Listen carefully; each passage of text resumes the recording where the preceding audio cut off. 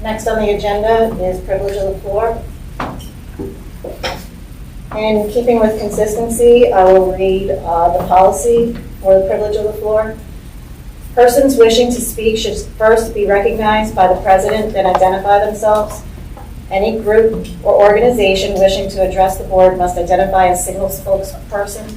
Comments shall be brief and concise, generally not exceeding 2 minutes in length per speaker, which may be extended at the discretion of the board president. Speakers may comment on matters related to district business only. The board will not permit in public session discussions involving individual district personnel or students. Persons wishing to discuss matters involving individual district personnel or students should present their comments and/or concerns to the superintendent during regular business hours.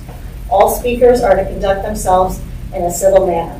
Obscene language, libelous statements, threats of violence, statements advocating racial, religious, or other forms of prejudice will not be tolerated. We do have 2 people that have signed up on privilege of the floor. We have Heather Larson and Amy Gardner. Do one of you just want to speak since it's the same topic, or? I mean, we both can speak because it's still an issue, so I feel like we both want to have our say again.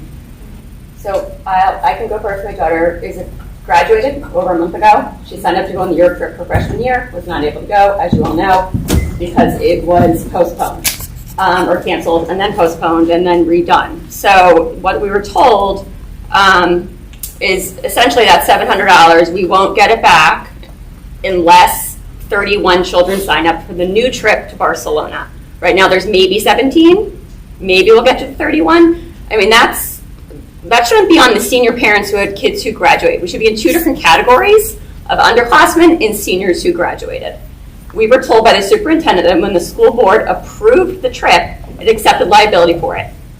But then because you didn't want the liability of the students going over to Europe with the war going on. But then, since canceling the trip, you school board, you have actually refused to accept liability for canceling it. So you wanted liability, now you don't want liability. You're trying to push the liability back to us, whose kids actually can't even go on the trip because they graduated. So that's super frustrating, that now we have to sit and wait. I don't have any kids in the school, they've all graduated. I have to sit around and wait till next January? To see if I'm gonna maybe get my $700 back? It's actually, it's actually over $1,000, but I'm okay with the insurance that I'm not going to get back. Money that I will never get, my kid can never go on a trip. It's super frustrating. And just to, my name's Amy Gardner, just to piggyback on that, the offer that was given in the email that we received is what World Strike told us initially. So the cancellation fee resides with the board, who made the cancellation without discussing it with the major stakeholders. So my question is, again, why is the board not accepting responsibility and doing what's right by what the decision you made was? You decided to cancel. We all incurred $700. Not that, I don't know who else might not need the $700. My oldest is going to college. It would be nice to be able to support maybe getting a new laptop. Like $700, I work very hard for what I have. That's a lot of money. And the solution you gave is exactly what World Stride gave to us. But World Stride didn't cancel the trip. The board did.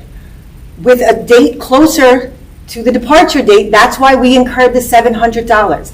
Again, had you come to us prior to canceling and had a discussion that where the stakeholders who paid for the trip were involved, I would not be so livid. I am livid because I gave money well ahead of time.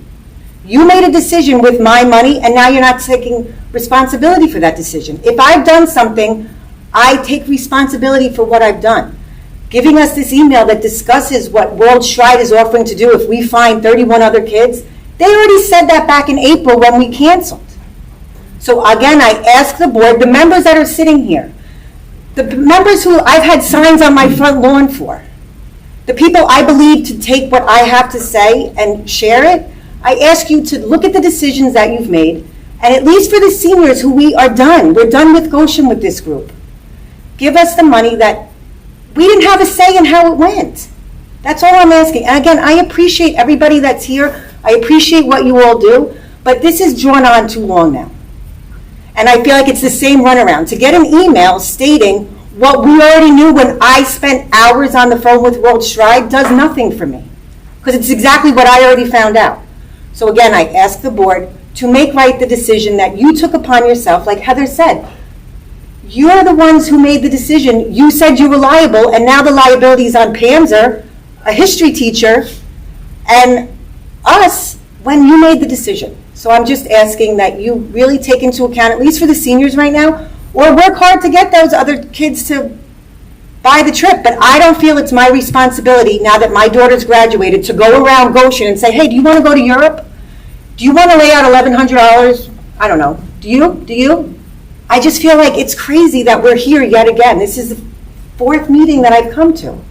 I'm just asking you to see it from someone who works hard. $700 is not nothing to me. So, and I feel like when you look at what's approved in the budget, you have the money. For the 8 to 10 seniors right now, you have the money. So I ask you just to relook at that and come up on a decision based on what the board says, not what World Stride says. Because World Stride already laid this out for us, and we weren't happy with it. That's why we came to the board. So that's all I have to say. Thank you. Thank you. I know at this point that you are frustrated, but we would have to then take what you're saying into, we've had several conversations about it at this point. Which I understand, but the outcome still is what they already had suggested when you canceled the trip. So to me, it's like, either do something or like this, I can't, this is ridiculous. It's wasting everybody's time here to keep coming and going over an issue. We even met in the high school with Dr. Coates. We met already and nothing has changed. So that's where I'm frustrated. Thank you.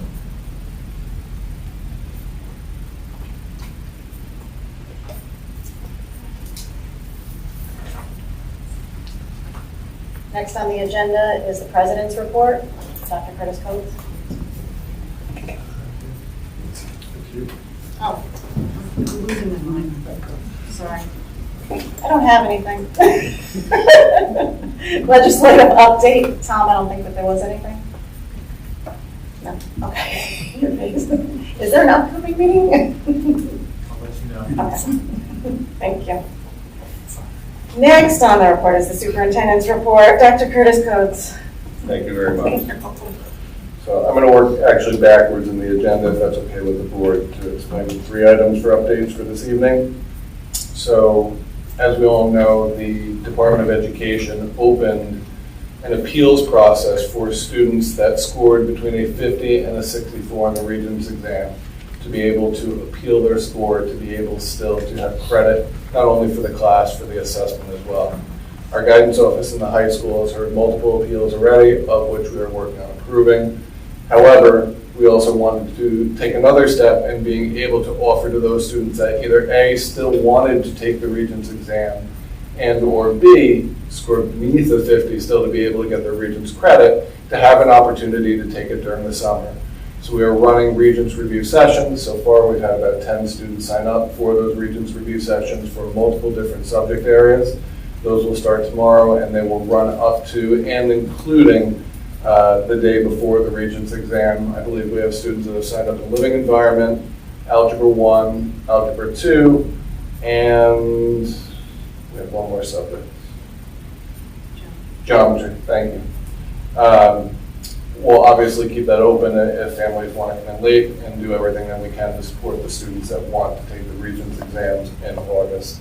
Obviously, students still have the opportunity to take the Regents again in January if they so choose as well. But again, a good faith effort to try to help students be successful in being able to move forward. I also had a meeting with Mayor Wool earlier this week on 2 different areas related to the district. Number 1, as I had shared with the board earlier, our refuse pickup. Historically, over, probably the last 10 to 15 years now, the district has had an agreement with the Village of Goshen for our garbage pickup. In conversation with Mayor Wool, I've expressed the district's interest in looking at recycling. Currently, we do not have a recycling agreement with the Village of Goshen, nor do they have an agreement either. In lieu of going to another 3-year agreement, we actually agreed to a 1-year rollover. They have frozen the cost for this year. There's no cost increase for this year, with the understanding that we want to explore options looking at the potential of recycling. Mayor Wool is very open to conversation. He understands that if we want to move towards looking at a private vendor, if it's more cost effective for the district, but for the sake of just making sure that we had pickup and we had service for this year, they agreed to freeze the cost for this year. The other thing that the village does not provide for us that we are in need of looking at as well is our containers. Our containers are aging and they're starting to cause problems on various different campuses as well. If we do go to a private provider, they will provide the containers as well. So it's something that throughout this year that we're going to have to look at. I'll have to look at with the business office as well from a cost perspective and from a service perspective as well. The other thing that is very promising, many of you know that upon dismissal from the Mcnally Street building from GIS, many of our students, when they are released, walk down the hill. Over the years, we've had many communications from families who live on that street about students walking, especially in the wintertime when cars are coming down the hill, about it being a safety hazard.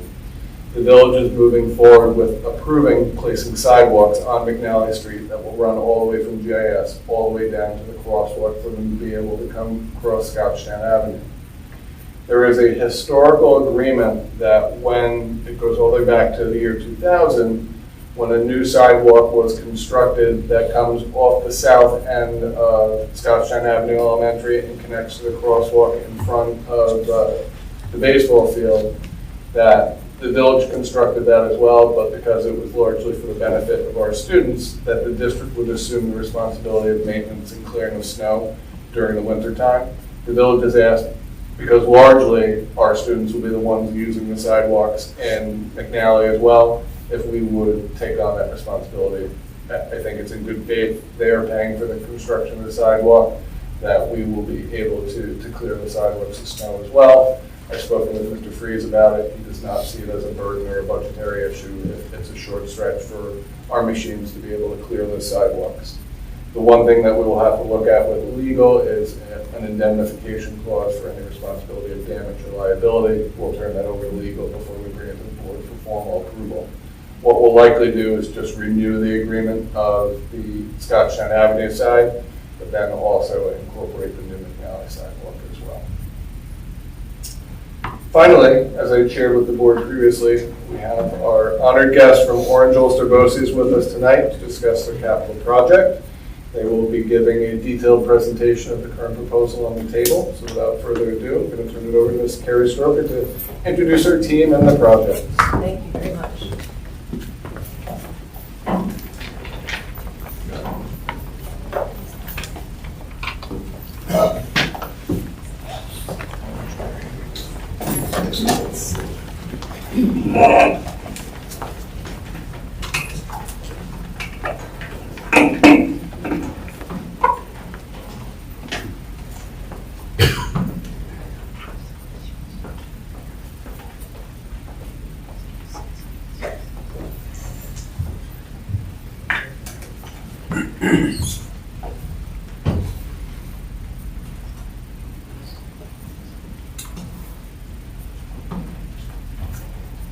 I can certainly start speaking while Jerry is hooking us up with some technology I shared with a couple of people when we walked in. Jerry is a network specialist at Orange Ulster BOCES who's agreed to come here to help me have this set up. He actually is a Goshen resident, and Jerry and I have gone to school together since we were in kindergarten. We were in the same kindergarten class, so we've known each other for a little while. So I want to thank Dr. Coates for having us here this evening. Not only are we thrilled to have the opportunity to present with you, but we are thrilled that Dr. Coates was able to be a member of our facility planning committee that is in collaboration with this project. I'd like to just introduce a few people who are here with me this evening. Again, I'm Carrie Stroka. I'm the assistant superintendent at BOCES, also a Goshen resident. I have with me today Martha Bogart, who is one of our BOCES board members, who will look very familiar to you. Also joining me today is James Higgins, who is the Director of Special Education. I've already introduced Jerry to you. I have Russ Davidson with us today, who is an architect who also is probably pretty familiar from KG&D, who is working in collaboration with us on this project. And joining us is Josh Somers from Focus Media, and as well as two members from the Bernard P. Donegan group, which are our financial advisors, Jason Schwartz and Kelsey Contendorio. So I have those folks that are joining us as part of the team. The purpose of my presentation tonight is just to give you an overarching overview of the actual capital project itself. The true stars of the show this evening will be Jason and Kelsey, because they are going to be speaking to you about the financing of the project, and that is really the component that the board itself needs to act on. The project will be voted on by the communities at large in October. So I'm going to get started here. So the project here is really obviously focused to benefit students. Orange Ulster BOCES serves students from the ages of 5 all the way through adults. And you, as a school district, send us many students to our programs. So this is intended to provide different opportunities for not only our students, but also to make sure that cost effectively we're able to provide services that you may not be able to provide in a school district by collectively joining the children together. This project is intended to update the facilities that we operate on our campuses at Gibson Road, as well as our campus at Arden Hill. We have significant capital repairs and replacements that need to happen at both places, and as I'll discuss as we go forward, many of the facilities have really exceeded their expected useful life. This is the first bonded project that we're coming to the school districts with since the late 1980s. So it's been a while. The buildings that we're going to talk about today actually have their original roofs, their original electric, in large part original HVAC. So starting back in 2020, as you all do, we had a building condition survey that was reviewed by our Board of Education. And throughout that condition survey, they identified infrastructure work as well as program improvements that needed to happen to the facility. In January of 2022, just this past January, we began a pre-bond planning process that included a facility advisory committee, which I mentioned already, included Dr. Coates and many other representatives from a lot of our school districts throughout the county, including board members and administrators from central offices. We also had focus groups that were conducted. Those focus groups were from inside constituents, so teachers, clerical members, para-educators, administrators, and they were clustered together by user groups. So career and technical group got together, special education group got together, and really talked about what they saw as needs for the facilities themselves. And then throughout this past year, we've had many visitations to our facilities from districts and boards who have come to take tours to not only see their students, but also to see the facilities themselves. And as I mentioned in the beginning, in October of 2022, so October 18th, it is our intention to go out to a community-wide vote to actually vote on whether or not the community wishes to see this project move forward. So that is actually a decision, thankfully, that you don't have to take into your own hands. It's a large community vote. And all of the community in the Orange Ulster BOCES Supervisory District gets to vote. The only area that is excluded is the area that is the Newburgh School District, because Newburgh is not a component school district of Orange Ulster BOCES, so those community members will not vote on this project. So I want to just kind of summarize the infrastructure work here in big chunks. There are, as I had mentioned earlier, these are original buildings. As you can see, original roofs. The roofs that need to be replaced on very large buildings totals approximately $13.9 million. You'll see in this list window replacement that needs to occur, interior doors and glazing, HVAC upgrades, electrical upgrades which are significant in our career and technical education building. As you can imagine, the electrical draw and need that a current CTE building has now is very different than what it had in 1988. What we're running in those programs now really requires some more advanced wiring than what we have. And in addition, secured entrances. The CTE campus on Gibson Road, as well as the special education campus on Gibson Road, right now do not have a single point of entry. So those buildings, this would allow for a secured entrance to be created so that, Russ always calls it a man trap, so that when you come in the front door, you're kind of stuck between two doors and you check in there before you're permitted further into the students. Secure best. Yeah, I like the man trap though. I think it's very, it explains it, people know what that means, right? So these secured entrances, we do have one at the Arden campus, but this is just the campus on Gibson Road. So you can see here, this is a sky view of the Special Education Center on Gibson Road, and you'll see in the light blue, that is the intended addition of the secured vestibule, which would have a single point of entry coming in where our security staff would be, and then obviously the students and staff would be able to break off into either side of the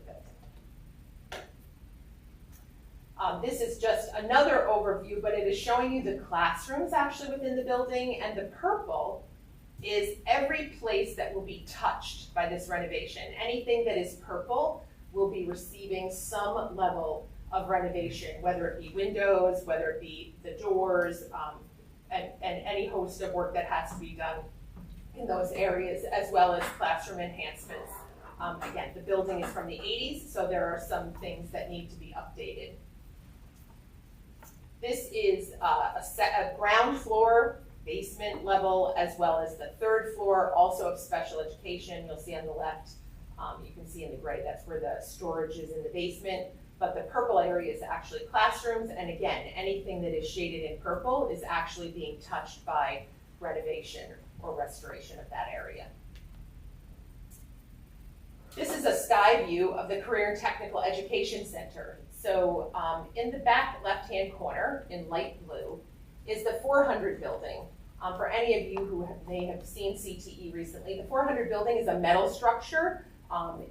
It was not really intended to have the use of classroom space that it is used for right now. It's certainly able to have students in it. I'm not speaking that it can't. I'm saying that it was not intended to have the number of students that are back in that area and the years of use that it has had. So KG&D architects have really designed this 400 building that would be taken down and rebuilt in a more sustainable way to house some advanced electrical classes, as well as our aviation academy. We graduate quite a few private pilots that come out of CTE. And you'll also see there's kind of a little leg of the building that attaches to the main building. Right now, for our students who have their classes out in that 400 building, which also includes an arm of our culinary program, they have to access the building from the outside.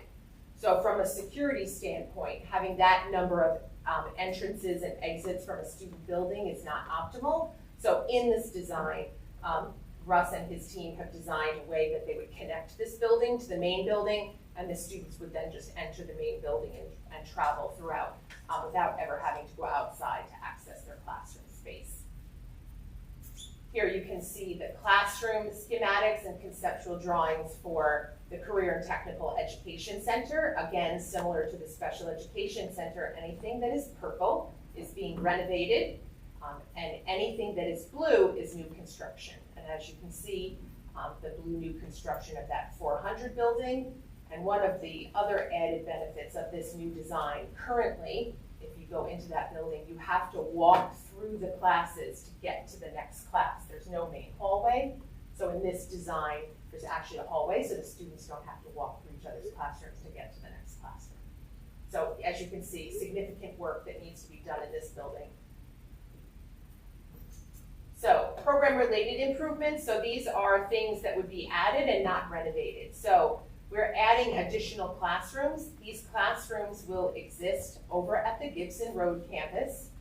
The current area, for any of you who have been over there, the administrative area, where the superintendent's office had been and the business office, is actually attached to the special education building and will be renovated for student classrooms for special education.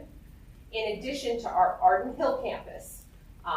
So the Arden Hill campus still has a third floor to be renovated to give us additional space for CTE and special education students, as well as what is called the North Wing from the hospital. It's the section that's out towards the front. It used to be the mental health wing of the hospital. That is a 2-floor structure that still has that has not been touched since we have occupied the hospital. So all in all, that would give us a growth of approximately 26 or 27 classrooms, which are greatly needed.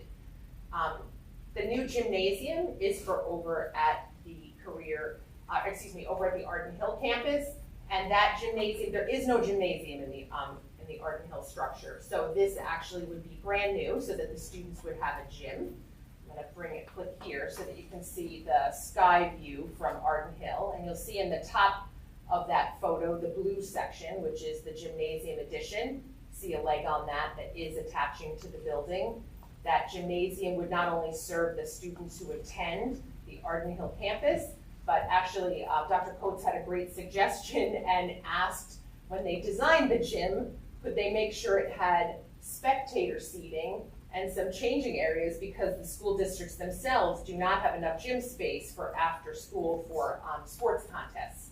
So in the design, that is exactly what we're doing to make sure that that is accessible to any of our school districts to use outside of the day. And as you can see, it can be accessed from the outside. Obviously, after school hours, we could make that accessible from the outside, and there's sizable parking area in the back so that sports contests could be held there after school. I certainly would say it will not be the size of gym that you'll be holding any sort of state competition in, but it could manage a section game in there. So it will give you plenty of room for that.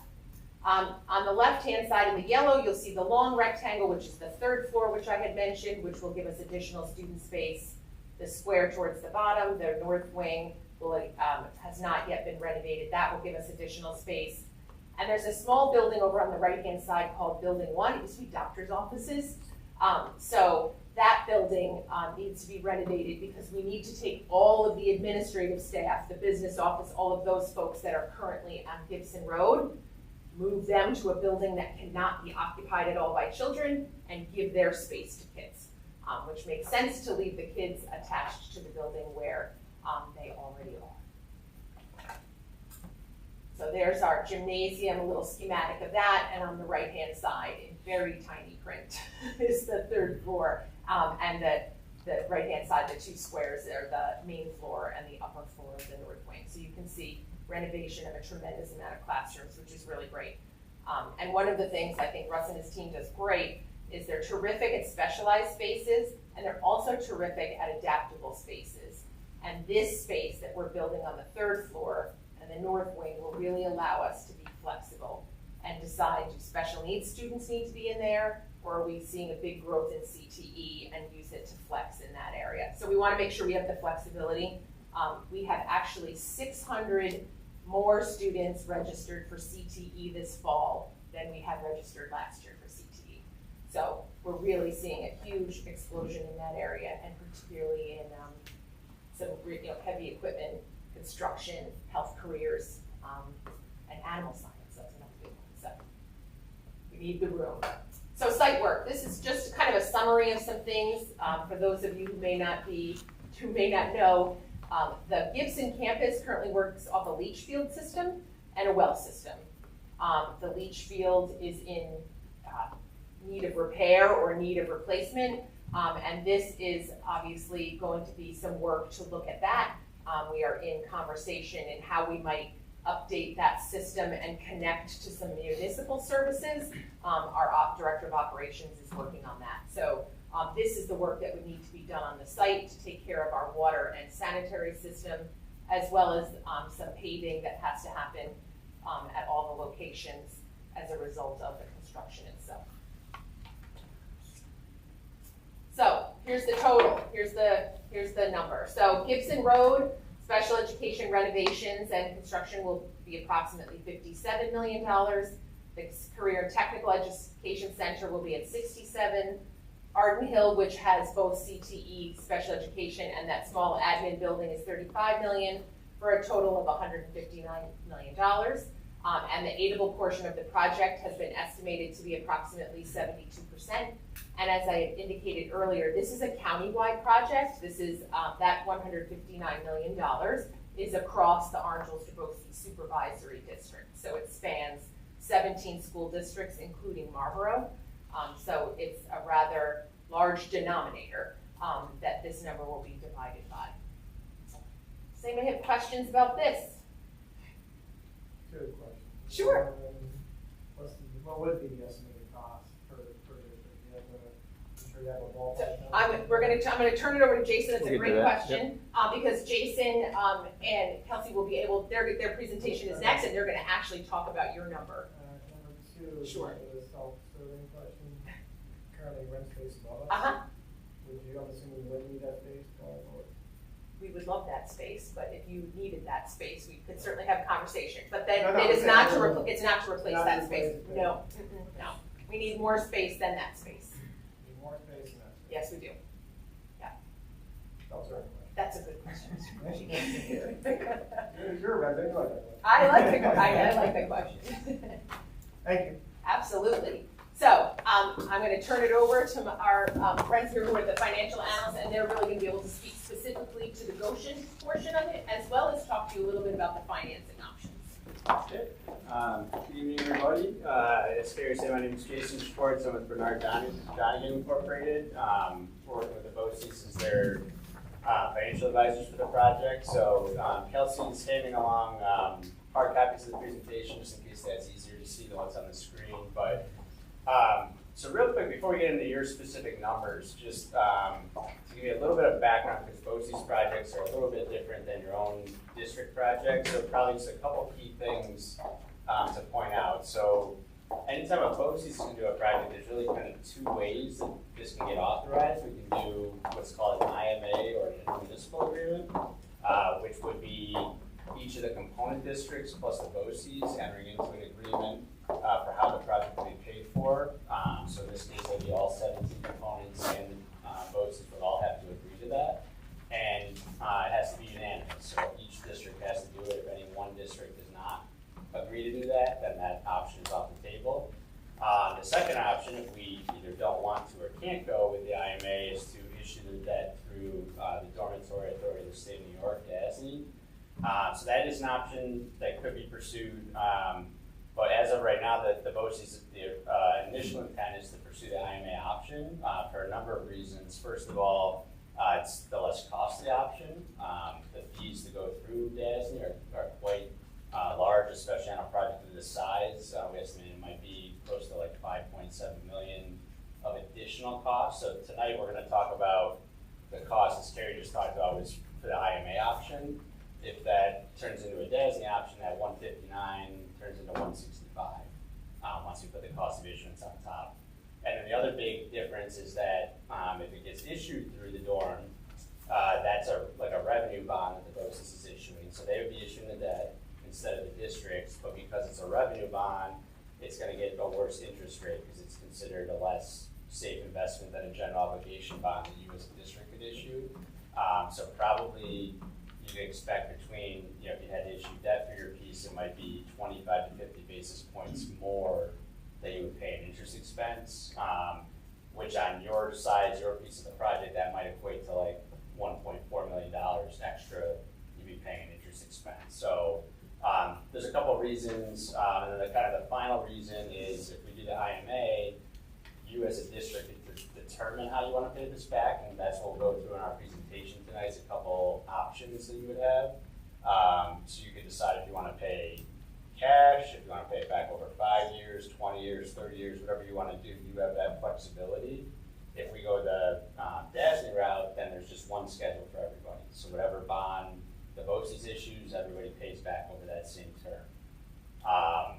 So those are kind of some of the things to lay out real quick. And I guess probably the final thought on that too is one other key difference is with a BOCES project, you get aided based on whatever the term you repay your share is. So you may be familiar with your own projects. Typically, state building aid for a school district comes back over 15 years, and that's regardless of whether you pay cash, bond it for 5, bond it for 20.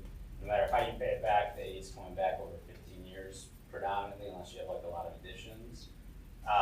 With BOCES, because we can get the aid to match up with our debt payment schedule, we have a little bit more flexibility where we can shorten or lengthen the payment schedule without having huge discrepancies between how the aid's coming back and how the debt's going out. So those are kind of just a few high-level thoughts on it, and then from there I'll take it into specifically your numbers here at Goshen CSD. So, One quick question Yep. before, on the group portion of this approach, price is different. Are we only liable for our portion? If somebody else has a problem paying their portion, how does that work? Yeah, you're only liable for your portion because everybody be entering the agreement What about the project? to pay for their piece. Project be complete, right, so we don't have to worry about the project being complete. But it just be either Cornwall can't pay us, Cornwall problem. Right. Yep, you're only entering into the agreement for your share. Okay. Thank you. So getting into the specific numbers, so here is the breakdown. We're showing you everybody across with the highlighting. You can see the dashed boxes there. There's your specific share.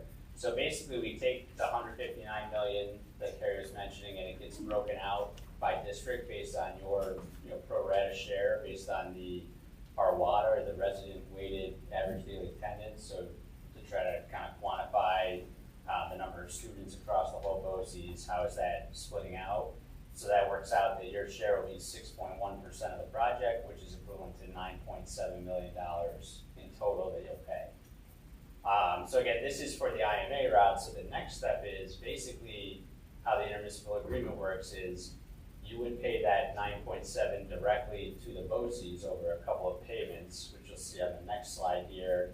And then it's up to you as a district to decide how do you want to come up with that 9.7 million. Do you have the cash to pay it? Do you want to issue a bond resolution and issue debt for a couple of years to pay that? But regardless of how you ultimately finance it at year end, the proposed repayment schedule based on the cash flows that would be needed to fund the project would require, again, that IMA is being finalized right now with the BOCES board, but this should be pretty good.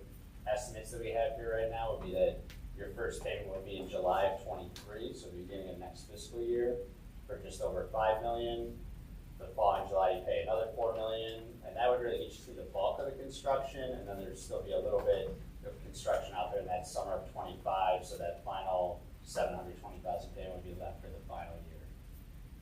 So that's basically what you would have to pay to the BOCES, and then as far as options for how to pay that, that's what we have on the next couple slides. So these, again, are just a couple illustrative examples where you really have any level of flexibility to do anything, between this if there's different levels you want to do, but just to kind of allow you to start to see some of the possibilities. So this first scenario would be, what if you wanted to pay cash? So you don't want to have the interest expense associated with the project, and you have money available to make your payments.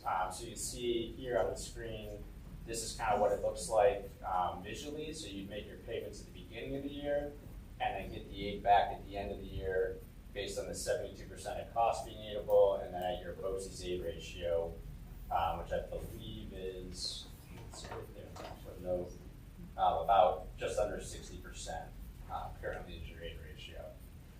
So in this option, you can see when we turn to the maturity schedule, you'd have the cash payments on the left, no debt in the middle of the page because they're saying you pay cash, getting the aid back, and then that far right-hand column is what your local share of the project of those payments is after aid. So about $5.5 million in total over the 3 years. You can see it's a little bit more front-loaded to the first 2 years. Another option you could look at is, what if you have enough cash to pay that local share piece, but you just don't have the cash flow to pay it in July at the start of the year? So you could look at, what if we roll notes, so issue a bond anticipation note each year in time to make that payment to BOCES, and then as you get the aid during the year, the aid coming in plus the local share contribution, you can pay those notes off and avoid any kind of long-term debt and the interest costs associated with that.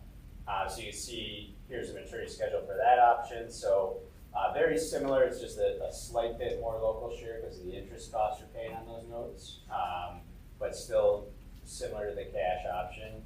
And then finally, an option for people who may not have the funding available up front or have a large share of the project, you could look at rolling notes and then ultimately issuing long-term debt when we get to the end of the project. So, in this option, you can keep that annual local share a little bit lower, but it's going to be more overall because we're taking longer to pay it back. We're going to have to pay the interest cost as we hold off on paying the principal over 20 years. So this is just, one example. You can go shorter or longer than this, but this is showing a 20-year bond, again, getting the aid back based based on that. So your annual local share would be 400,000. So you don't get any of those big years that you had in cash option up front.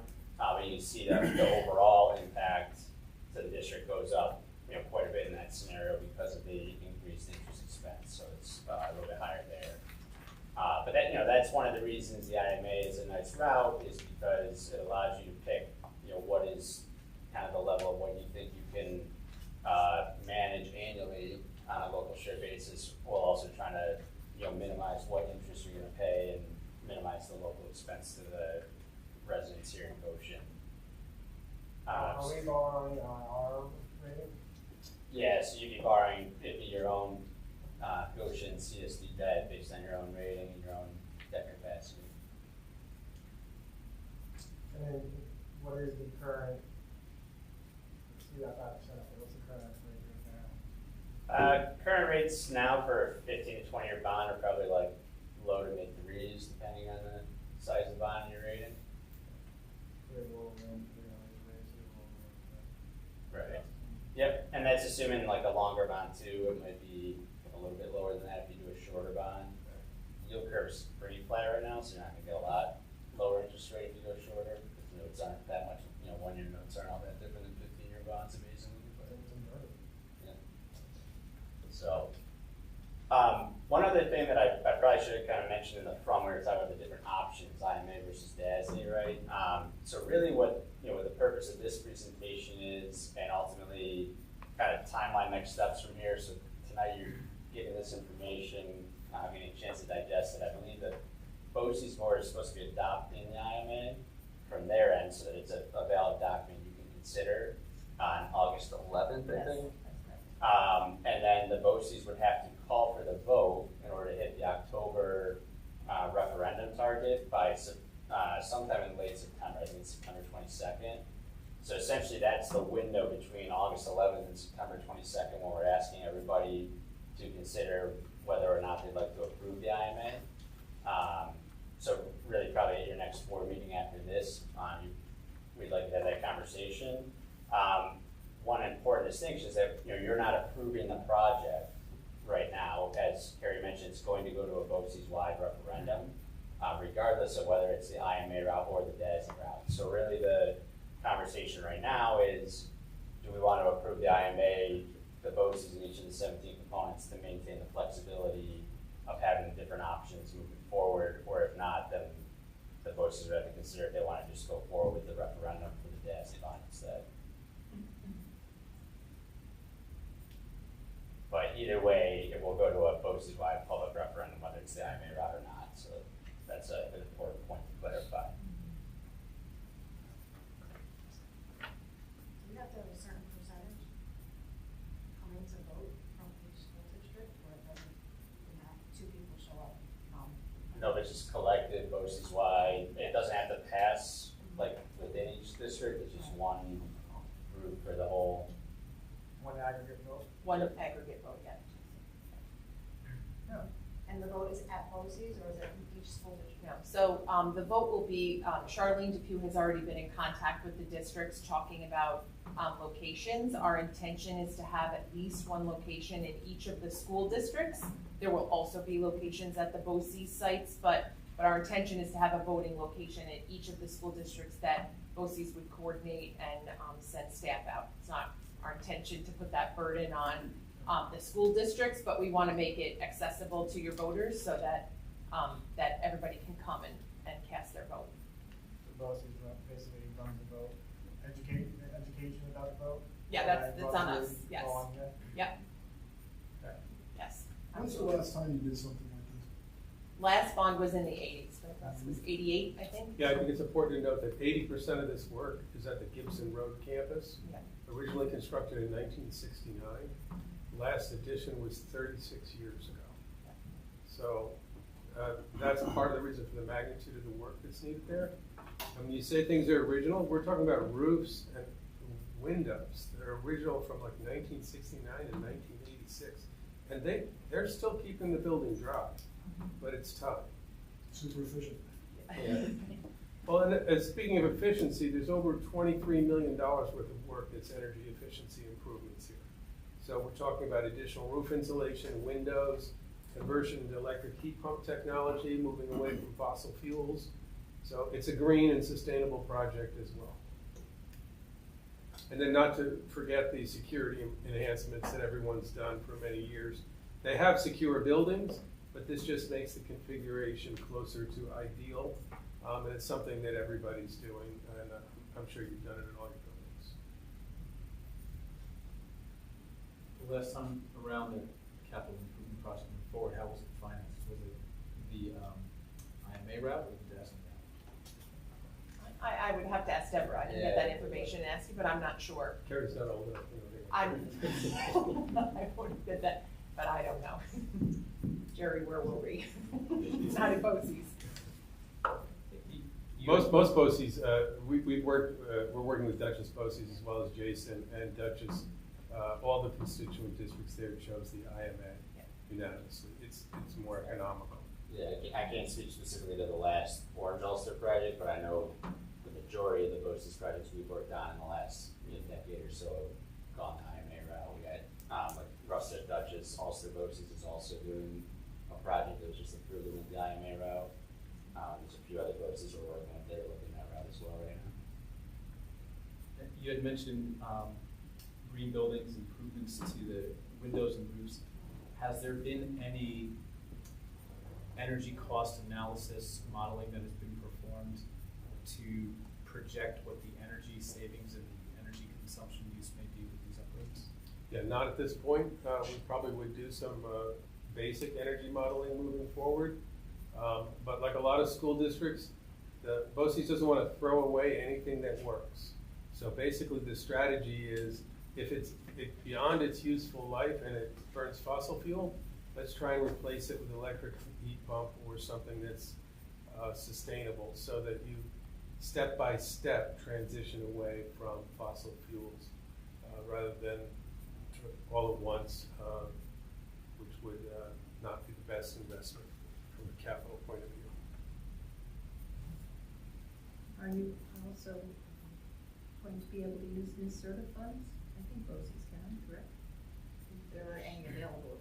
Yeah, well, there's a grant program out right now for NYSERDA, but it speaks to financially stressed areas, and I think that BOCES, because they cover so many areas, doesn't qualify for that grant. But we'll certainly keep an eye on grants, and I think there's a lot out there and coming out there on electric heat pump, ground source heat pump, and photovoltaic solar. So we'll look at all of those. We've got lots of new roofs, and once you have a new roof, it's a good candidate for photovoltaic solar, but you need to replace the roof before you put those panels on. One last one from me. No, I don't. Okay. Is each member bound by the outcome? Bound by the vote, you mean? The BOCES-wide vote? Yes. No matter what? Yes. There's no opting out, no opting in? You're in the club, Jason. Everybody's in the club. You're in the club. I'm always in the club. You're in the I thought club. other Can't people. get out of the club. No. For a friend. For a friend. You're asking for a friend? No, they're in. Right. Everybody's bound. Correct. Everybody's in. Are there any contingency plans or proposals? So for instance, if this one doesn't go through, you're saying that you need specifically roofs and other things that are just not as, extensive as this. But, so for someone who doesn't know, how do you normally pay for a new roof? It's usually the funds from all of your districts, correct? Well, we've never put a new roof on, so that's why we're doing this, because of the extensive costs and the size of our facilities and the expanse of it. And I know Russ mentioned the percentage of this project that in and of itself is covering those kind of infrastructure work. So do we have a contingency plan like that? If this doesn't pass, then this is the second tier? Not at this point. I think that the facility advisory committee of all the districts, as well as our own board, recognizes the significance of the work that has to be done and the expanse of time between when we do renovations. So we suspect that it will be some time again until we do them again. So I think that really the need is to do all of them at this point.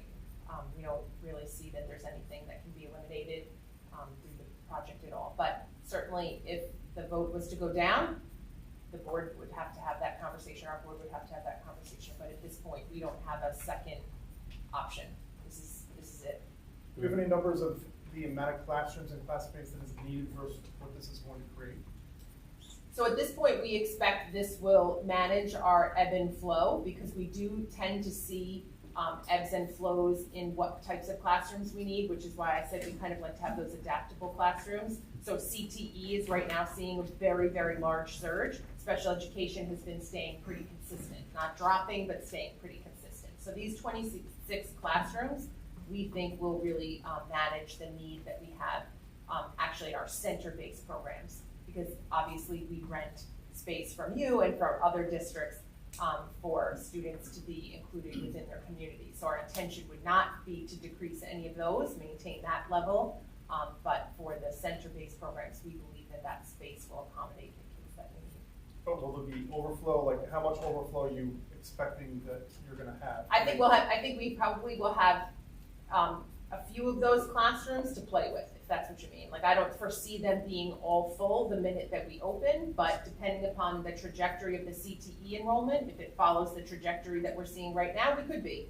But then if that's the case, then we will work on other solutions. And in the near term, you need some of those extra classrooms to do the renovations. To phase the renovations. Because we can't renovate all that area in purple in 10 weeks and 2 summers. So we need to build some classrooms, use them as swing space, so the student programs will all continue uninterrupted. And then it's the end of almost 4 years from now that all that space will be coming available. And that's why it needs to be flexible. Okay. And then we'll fill the overflow in there. And just, BOCES is different from capital projects. They can't have a capital reserve. They don't have a fund balance. So whereas regular school districts are able to build a capital reserve and do things occasionally like a roof or boiler from a transfer to capital, BOCES can't do that. So it's pretty typical here and at Dutchess and other BOCES that they tend to do larger projects in longer intervals. If you probably looked at this district since 1986, I know you've done at least we were involved in one capital project in 1998. I'm sure you've done 4 or 5 in that period of time. BOCES has not done any. The secured entrance. Obviously, secured entrances are important, very important, and I support it. I just have a question, and I may be naive, but the 5,000 square feet for the Gibson Road, is that just an entrance? That's a pretty large entrance that you're saying is a secured entrance. No, there's also, if you look on the drawings that were up, there's some space that there's going to be office space in there because some of the offices that we're renovating into student space in the Gibson campus belong to this gentleman and the special education administration offices. So they're going to be in the secured office with the security and the police. So a portion of that is administrative office space. Like how much is it? Well, most of it is the link to connect the 2 buildings, but I think there's a 2,000 feet of administrative space out there. Right, a small conference room there, I think. And just one more, the gym, is that only open for school or could youth programs use it? Youth programs could use it. We actually have quite a robust community use of our facilities right now. We pretty much after school, all our gyms are used for soccer and basketball and all sorts of outside community groups. So it's not just for your high school basketball team or middle school. We have lots of community programs that use it as well. Yep. And the Arden Hill campus, is that a lease or you own it? So that's a great question. So the Arden Hill campus right now, the Attorney General of New York has signed off and we are waiting for there's a waiting period for the turnover of the Arden Hill campus in its entirety to BOCES ownership. So we expect it should be by December that building is not leased, it's actually owned by us. So it is no longer leased. It was, we did pay lease money on it, but it is now, I shouldn't say we paid lease money on it, we paid rental money on it, and now it will be turned over to us from the LTC. Yep, it should be by December. Again, the Attorney General, she signed off on it, I want to say about a month ago. If the project is voted with favor and an IMA path is taken, we're districts are sharing cost. What happens with unknown costs? In construction, you get in the ground and you have some obstruction, and now there's $1 million of dewatering. How does that get broken up? So the budget is it's a concept and a budget. And we've been doing this for a long time, and you have an excellent question. So we have a 5% design contingency for things people want included in the project and haven't asked for yet. We have a 10% construction contingency for things we find when we renovate buildings that nobody knows about yet. And then we have 13% cost escalation because we're in an inflationary environment. And between those three things, we believe we can handle whatever comes up.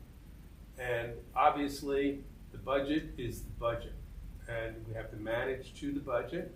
So at each stage of design development, we'll be doing cost estimates with a construction manager, 2 opinions of cost at 3 phases before we go to bid.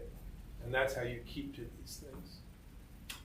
So there will be a third-party construction manager involved. We anticipate that, yes. Overseeing it from this great. Yeah. We welcome the partnership. Cost is important. 2 opinions are worth it. And one more small question, just piggybacking on what Allison had asked, just to understand the process. If the project is voted down, there are some big ticket items, new buildings, that may not fall into that BCS category of unsatisfactory. There, our wish list. What would the process be then to revisit the very necessary upgrades that need to happen? Does that just go all the way back to step 1 again? So I would tell you that it would land first at the table with our board to have a conversation, because they had very passionately and strongly supported this process along with the facility advisory committee. So I think it would go back to them first. Whether it would unroll into a facility advisory and then focus groups again, it may not. We may have to prioritize certain things. Obviously, there are things that have to be fixed that at some point, if they can no longer be fixed, we're going to have to close down certain sections because you just won't be able to keep repairing them. So obviously there are things that are on that triage list that are higher than others, but I that would definitely go back to the board. One more. The formula you came up with here, as far as I understand, can you go with RWADA is what again? Our WADA is resident weighted average daily attendance. Resident as far as how many people we're sending compared to everybody else? No, or resident weighted, it's a state number, Jason. So when Deborah comes every year and presents your budget, it's the same number that the state uses to allocate your portion of the admin. It actually has nothing to do with how many students you send to BOCES. It has to do with approximately how many students are your average daily attendance in Goshen. So that for a larger district would pay a larger share and a smaller district would pay a smaller share. But it's a state established I didn't know number. it was based on attendance to Yeah, no, it's a great question. It's a great question. No, it's attendance just in your school district. Excellent. Thank you. I just have one thought. I'm not exactly sure if we could answer it. Thinking out loud, it could be plausible that a district may not have the cash. And if they don't, typically if it's a capital project, we have to go to a vote. So I'm kind of thinking out loud. There's going to be one vote for all the components to go to BOCES. And let's play out the scenario that they say yes. Now a district comes back and they're like, okay, how are we going to pay for this? And so we have to go to a vote, I would think. And what if then the district, we wouldn't have to go to another vote for that fund, and that's the one, Vote is not required. Yeah, the public referendum through the project. Supersedes all that. Yeah, but then you'll be able to adopt the bond resolution issue. One is about you issuing debt, and one is about authorizing a project to occur. And I think they're 2 separate things. I think Lorraine would probably be right in terms of if you needed to issue debt, you need a public vote if you were using capital reserve, but you don't need a public vote to. Basically, the BOCES wide referendum is going to be pursuant to the IMA, so that it then gives you the authority to then issue debt for your share if you'd like to. So the board will have to adopt a bond resolution. And that's part of the IMA, I believe. Usually bond council put it in there that you're going to adopt a bond resolution even if you intend to pay in cash. Adopt a bond resolution anyway so that you're covered in case something changes in that 3-year period. And then that the board vote to adopt the bond resolution and the public-wide referendum to approve the project is your authority to be able to issue debt. Just for clarity, the IMA is only approved by the board, that does not go to a public referendum. Right. That's just you guys. So you as a Board of Education are authorizing that if this project passes, we are saying as a district, we will either A, pay that money to the cash, or B, borrow it if we don't. Are we allowed to use capital reserve if we have for a project? No, the capital reserve, I believe, Jason, it's intended only for our own capital.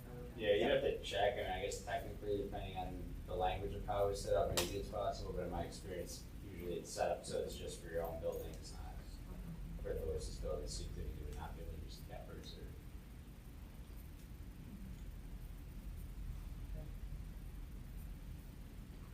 Just as a reminder also, we do have a site visit scheduled for the 17th where some of our board members are going to come out to tour the facilities and potentially see some areas of work. Perfect. Any other questions? Anything else that you'd like to add? Thank you, guys. We appreciate it. We Thank appreciate you you. taking the time. Thank you very much. Thank you. Take care. We'll see you when you come visit.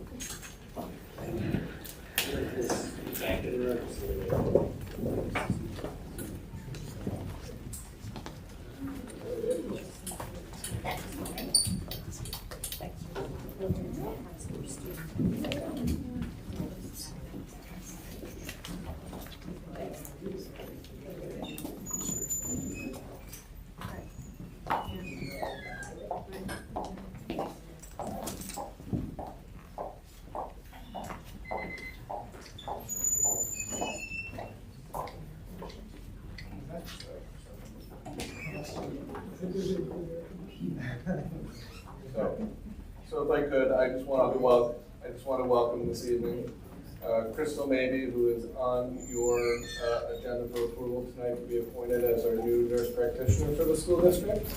And Mr. Brent Rosenberger, a longtime BOCES employee and principal who will be helping our district through the transition phase, serving as our interim principal at Goshen High School. Welcome and congratulations. We're glad to have both of you with the district. Welcome to both of you. So it's nice to see the face. Is now I know who you are.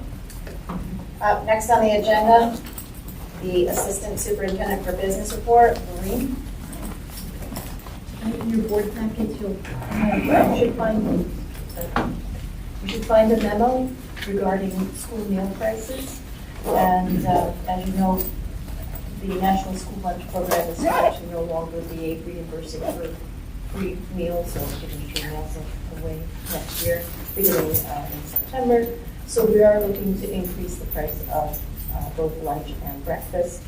We have not had an increase since the 1920 school year, and that's largely due to meals being free for the last 2 years during COVID. So with that in mind, we're recommending a 15-cent increase and averaging over the 3 years, that would be 5 cents per year, which is typical what the increase would have been had we been open and increasing the prices. CPI as of June 30th is at 9.1%, and it's 12% for food items. So as you can imagine, our costs are going to increase next year for both foods and supplies to provide meals for our students. The 15-cent increase is a total of 9% for breakfast in the increase and 5.8% for lunches.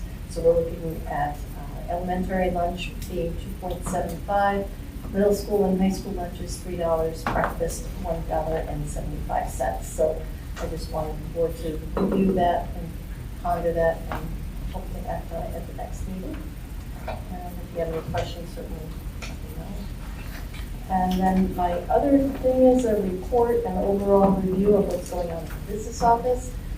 We had an internal audit review of the risk assessment tonight with the audit committee. And Cooper Arias, Susan Peters from Cooper Arias came and reviewed that with us. And the focus point of the internal audit will be on payroll and personnel. So they're going to come back, do some field work, and do more detail, looking into our payroll and personnel procedures and policies and all of that. The external auditors are here from Nugent and Hauser this week. They're completing their field work for the external audit. They'll return again in September to review a draft of the report with the audit committee and then present the final report to the board at the October meeting. The report is due to state it on October 15th, so we want to be cognizant of getting that all done in time. And then in your board packets tonight, we also have the financial reports from the treasurer, and these are for the month of June. Now, these are unaudited because the auditors are here right now, and if they have any adjustments, we could see changes in those totals when we are completely done. I also go over just general mile-high look at what revenue we received in June and the total expenses. So our total expenses in June were $16.9 million. Typically, June is higher for expenditures because our payroll is done in June. We pay out our 10-monthers for the 24 pays.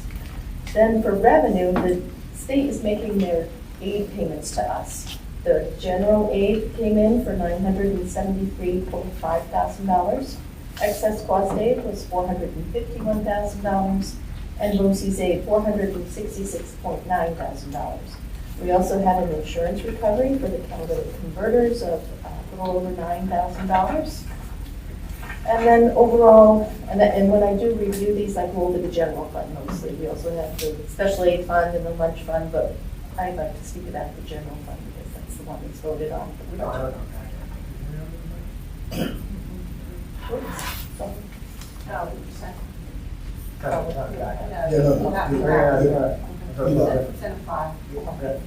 Sorry about that. So the total expenditures for the general fund for the fiscal year, June 30th, 2022, were $78.7 million, and we earned $77.8 million in revenue. And you may recall for last year's budget, we did appropriate some fund balance, so that's where that difference is going to come into play. And that's it for me. If anybody has any questions regarding that information. Thank you. Thank you. Next on the agenda, Assistant Superintendent for Curriculum, Instruction, Personnel, and Technology Report, Mr. Jason Hart. Thank you, Mrs. Salty. Good evening, everyone. A brief update for you regarding Universal Pre-Kindergarten Program here in Goshen. Dr. Coates and I had the pleasure of conducting the lottery for the Universal Pre-Kindergarten Program on Friday, July 29th. This year we had 73 applicants, and we have chosen to expand the program, essentially doubling up this year, so we were able to pull 36 students, again selected through a random lottery process. Additionally, we did establish the wait list shortly thereafter. All of the students that were pulled from the lottery system were contacted, or rather their parents were contacted by our district registrar, who also joined us on Friday. We are working once again with On My Way Learning. Mrs. Fuentes was here as well. This year, we will be providing the Universal Pre-Kindergarten services along with On My Way Learning at the Scotchtown Avenue School. So there are 2 classrooms now dedicated to Universal Pre-Kindergarten at Scotchtown. We're very pleased with this. We're working closely with Ms. Driscoll and also Ms. Fuentes and her team to help get everything organized. We will continue with an 18-1-1 ratio, so you will have a classroom teacher and an aide along with 18 students in the classrooms. Everything has gone through safety inspections for appropriate size, bathroom space, etc. We do anticipate that through the grant, we will receive somewhere around $5,400 for a student as we had last year. As soon as that grant is released, Dr. Coates and I will work through that process to get that approved. We do have a scheduled Zoom call this Wednesday at 5:30 with all the families, so Dr. Coates and I will join Mrs. Fuentes and her team on a quick Zoom call to go through some basic introductions and answer as many questions as we can, most certainly regarding the facility use here in Goshen. And that's it for me regarding Universal Pre-Kindergarten. Any questions? Yeah, no, that's great. I'm just curious, are we leasing those rooms to them, or? So we're going to go through some amendments within our contract, and the board had previously discussed some fees that they wanted to put into that contract. Mrs. Fuentes is well aware, and verbally at this point she has agreed upon those charges. examining the building. Any other questions? Thank you. Thank you. Next on the agenda, I need a motion for the consent agenda. Jason and Brett.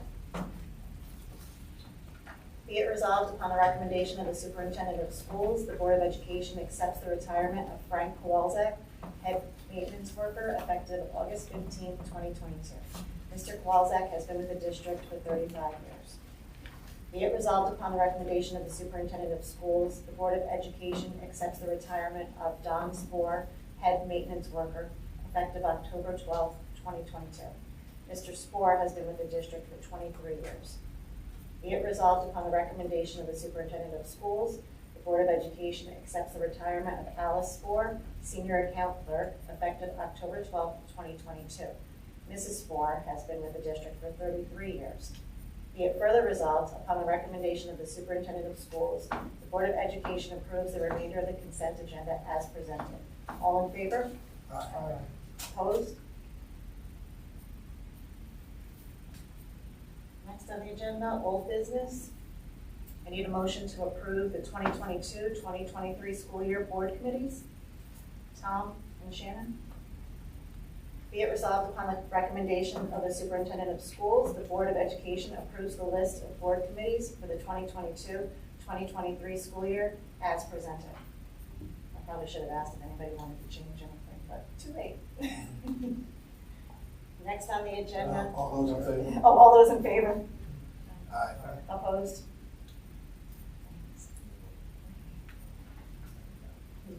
Next on the agenda, I need a motion, 10.2, to the adoption of updated and revised guidance plan. Jason? Tom? Be it resolved upon the recommendation of the superintendent of schools, the Board of Education adopts the updated and revised district guidance plan as presented. All those in favor? Opposed? 10.3, I need a motion for the adoption of revised strategic plan. Brett, Shannon? Be it resolved upon the recommendation of the superintendent of schools, the Board of Education adopts the revised strategic plan as presented. All those in favor? Opposed?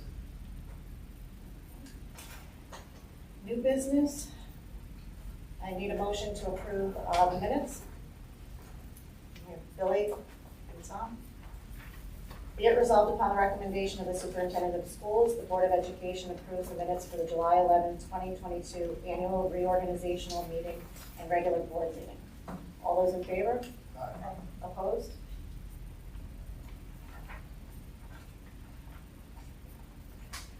I need a motion for the entry of the 2022 Goshen High School graduates.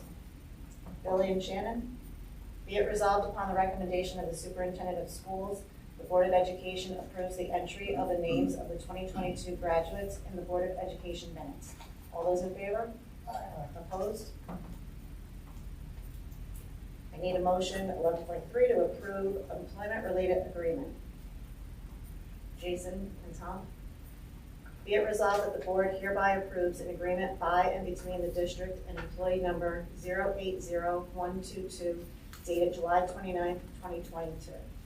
And be it further resolved that the superintendent of schools is hereby authorized to sign said agreement on the district's behalf. All those in favor? Opposed? I need a motion to approve the lease between Goshen Central School District and the Orange Ulster BOCES for the C.J. Hooker lease.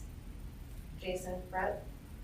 Be it resolved, the Board of Education authorizes the board president to sign the lease agreement between Orange Ulster BOCES and the Goshen Central School District for office space at C.J. Hooker Middle School to house the BOCES interscholastic athletic coordinator in the amount of $9,492 for the 2022-2023 school year. All those in favor? Opposed? I need a motion to approve the resignation of Goshen High School principal. Billy, Shannon. Be it resolved that the board hereby accepts the resignation of Jennifer Martin from her position as principal in the Goshen Central School District, effective the close of business on August 1st, 2022. All those in favor? Opposed? 11.6, I need a motion to approve the appointment of interim principal at Goshen High School. Jason and Tom. Be it resolved that the board hereby appoints Brett Rosenberger to serve on a contractual, non-tenure bearing basis as an interim high school principal at Goshen High School, effective August 2nd, 2022, through on or about December 1st, 2022, or the commencement of employment of a new high school principal, whichever occurs sooner, at a salary of $800 per diem. Be it further resolved, the Board of Education appoints Mr. Rosenberger to the following district positions during his service during the 2022-2023 school year: Comptroller, Extra Classroom Activity Account, Goshen High School; DASA Coordinator, Goshen High School. Be it further resolved, the Board of Education authorizes the Board of Education President to execute the agreement between the Goshen Central School District and the interim principal. All those in favor? Aye. Opposed? Welcome. Welcome. Awesome. Next, I needed a motion, 11.7, to approve participation in BOCES Orange Rockland Natural Gas, Fuel, Oil, and Electric bids. Shannon and Billy.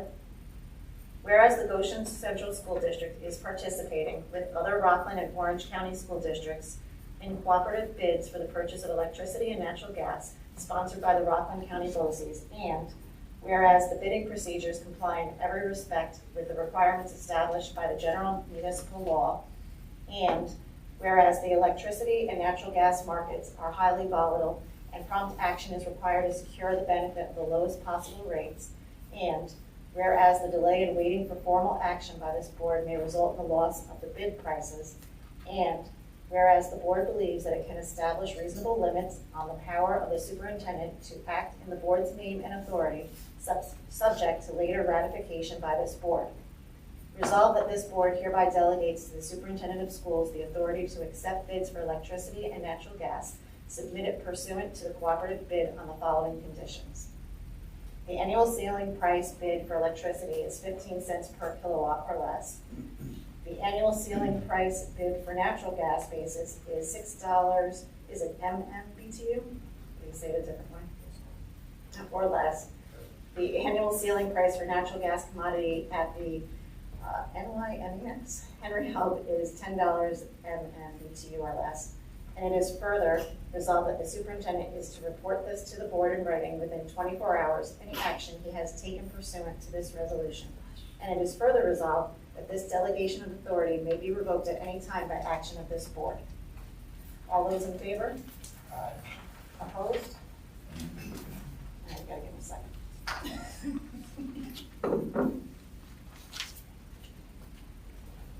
I need a motion for 11.8, approve special education agreement, SJ and Associates. Shannon and Tom.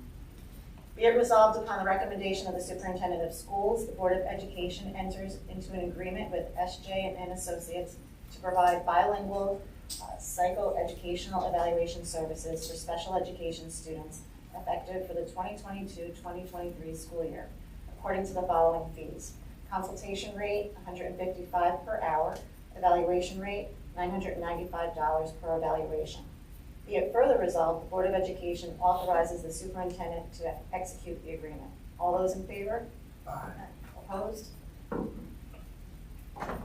Need a motion for 11.9, approve special education agreement, Joanio, Billy and Shannon. Be it resolved upon the recommendation of the superintendent of schools, the Board of Education enters into an agreement with Joanio to provide special education services according to a special education student's IEP, effective for the summer 2022 session from July 4th, 2022 through August 12th, 2022. Tuition will be at the rate approved by the Commissioner of Education and the Director of the New York State Division of the Budget. Be it further resolved, the Board of Education authorizes the Board President to execute the agreement. All those in favor? Aye. Opposed? I need a motion to adopt the 2023-2024 budget development calendar. Brett and Jason. Be it resolved upon the recommendation of the superintendent of schools, the Board of Education approves the adoption of the 2023-2024 budget development calendar. All those in favor? Aye. Opposed?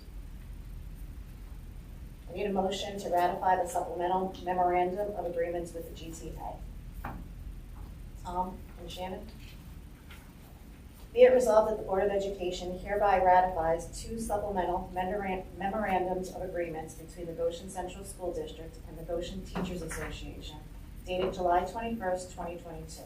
One regarding summer technology support provided by a GTA member, and a second regarding mentor program coordinators. All those in favor? Aye. Opposed?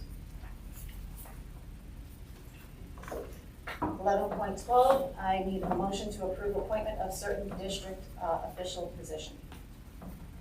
Shannon and Tom?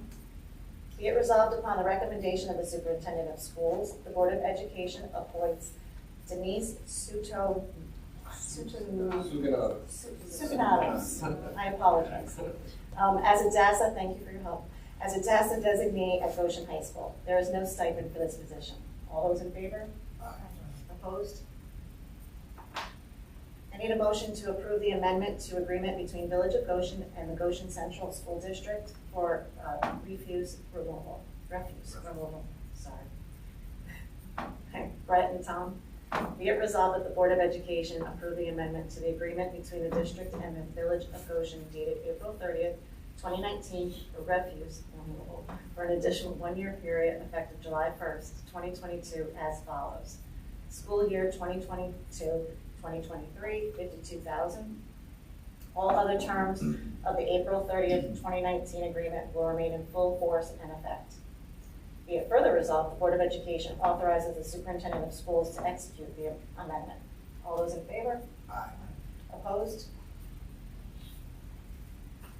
11.14, I need a motion to approve district of location contract with Ward Valley Central School District. I have Shannon and Tom. Be it resolved upon the recommendation of the superintendent of schools, the Board of Education approves a district of location contract with Ward Valley Central School District for special education services for the period July 1st, 2022 through August 31st, 2022. Tuition rates are set by the State Education Department. Be it further resolved, the Board of Education President shall execute said contract. All those in favor? Aye. Opposed?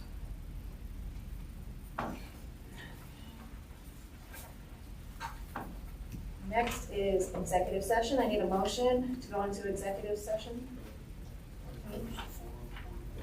Oh, sorry. Thank you. Privilege of the floor. Board member issues, committee reports. Now I need a motion to go into executive session. Jason and Tom. Be it resolved, the Board of Education will enter into executive session with the intent to not reconvene the business portion of the meeting for discussions related to the employment history of a particular person or persons. All those in favor? Opposed? Thank you, everyone.